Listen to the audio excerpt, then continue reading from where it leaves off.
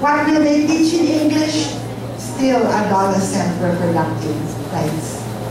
Adolescent reproductive rights issues in adolescent issues. What kind of issues? They will debate about abortion. The daughter of my secretary came to me, 17 years old, high school. Tita Jo, bigyan mo naman ako ng material on abortion. Sabi ko, bakit? Kasi kung magde-debate kami next week, ang assignment namin sa subject na yun. O ako, anong klaseng material ang gusto mo? Yung pong against abortion, oo, sige, bigyan kita. Paano yung pro-abortion? Magde-debate sila on issues of reproductive health. Somebody will defend the right to abortion. That is the way. Grade 5, high school, values education. Anong nilagay sa handbook ng teacher? Kayong mga kabataan, meron kayong karapatan sexual at reproduktibo. May karapatan kayong hingin ito. Ngunit merong mga hadlang. Ano yung mga hadlang? Ang inyong religion at ang inyong pamilya. I wish there were parents here because you are not aware, we are not aware that they are teaching our children to forget about us, to forget about religious values that being taught in school. And don't be so secure that you are in a Catholic school. Why? Regardless of religion, di ba sinabi ko kanina? No discrimination, Catholic or non-Catholic school or Muslim school. No discrimination. Mandatory. Compulsory yun. Sex education. And if the administrator of the school, if Vice Dean John will object to that kind of module, ano mangyayari sa kanya? Makukulong siya. There are penalties in the RH bill. We see how coercive. Whereas ang konstitusyon natin, ang saligang batas, anong sabi?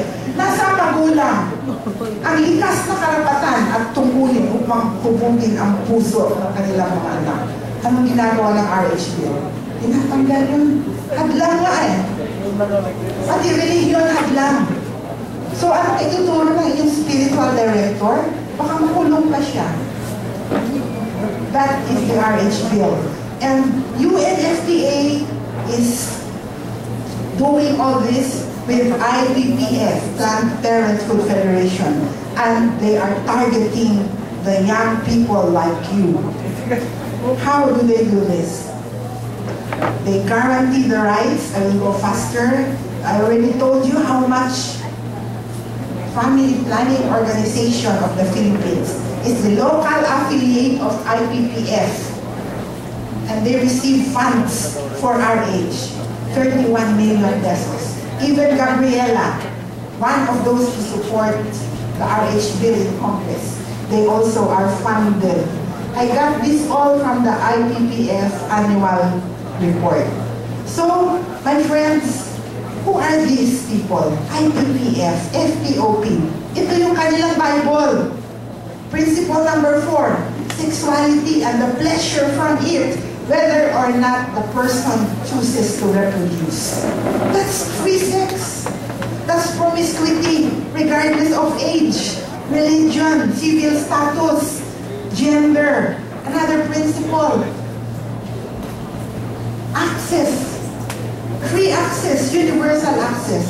So if you look at the website of FPOP, I challenge you to go there. You will see that they have all these programs for you. And if you are not careful, baka kayo ay masiplo. I wish the parents were here because they are targeting parents, young people, even church-based organizations are being targeted. So this is all part of what I said kanina about changing beliefs and lifestyles. Culture Change Communication Program. Life Skills Education according to DepEd. DepEd na ito ha. Sabi ng DepEd, itong life skills na ito, ang purpose talaga nito is to change the personal behavior and practices of young people. Excuse me, hindi ba ang mission ng DepEd is to make you good people? Eh bakit papalitan yung turo sa inyo ng tahanan ng magulang? Lahat ng turo sa atin, yung ating likas na kamalayan. Di ba we are life-loving, family-loving, parent-respecting, lolo-lola respecting. Sino nag-aamen pa sa inyo sa magulang at lolo? Kayong lahat, di ba? Matatanggal yan kasi hadlang yung magulang.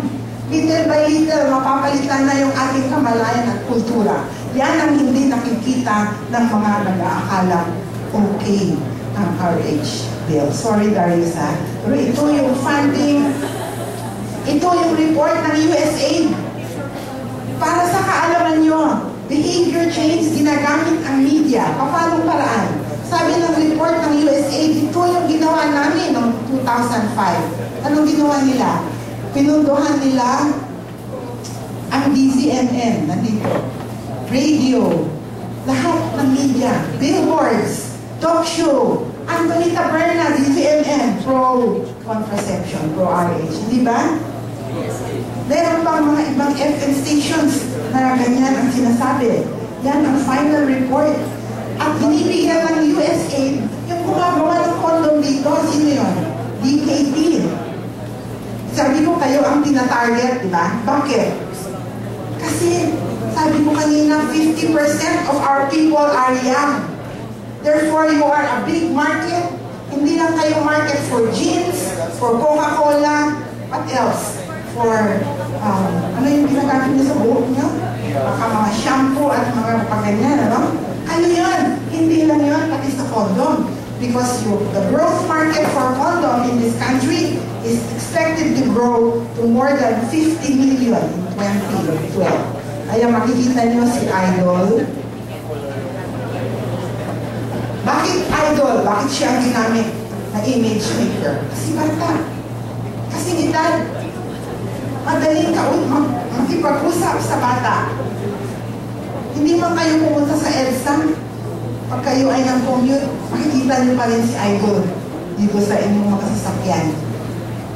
At bakit ang modelo ay bata, kabataan? Bakit hindi kasi edad ko ang modelo? Hindi bibenta yun. Kayo lang marami, tingnan nyo. Di ba? That's not fair to you. They are telling you that you are promiscuous and therefore you should use protection. That's an insult to you. They are giving you through communication and media banana flavor, chocolate flavor. What are they doing to you? And ladies, meron pang snacks, pang breakfast, pang dinner. Frenzy. Now this is what I consider as the most ruthless of all. A young girl as young as Abby telling her that the pill will give her beautiful skin. Sinong idol mong artista, Abby? Bella. Gusto mo maging kamukha niya na walang tigihawa at napakakinis? Bumili ka ng pills at inumin mo. Kaganda ang kutis mo. Kailangan mo ba ng prescription? No. Hindi kailangan. Nakakabili ka. No matter what age. That's why the Alabang. Remember the Alabang ordinance na pinagkaguluhan? That is simply following what the law says. Meron ng batas. RA 5291, contraceptives should be under prescriptions. Nakakabili pa rin, pampaganda ng kutis. Okay, paki-condoms, nakakabili. Bakit kailangan mo ka ng RH bill? Kabibili naman pala. Bakit sinasabi, para lahat ay pwedeng gumamit yung may gusto. Yung ayaw, okay lang. Pero kung gusto mo, kaya ipasa na yung bill. Kailangan mo pala. Samantala nga bibili mo naman.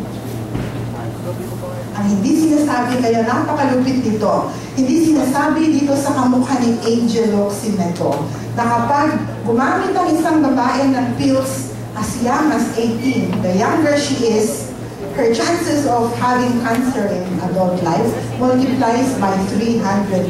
Hindi nila sinasabi yun. Gusto mo ng magandang kutis? Okay, mag-pills ka. Gusto mo ng cancer? Mag-isip-isip ka. So itong condom use, kumpara natin sa Philippines at Thailand. 1984, zero ang Thailand ng HIV.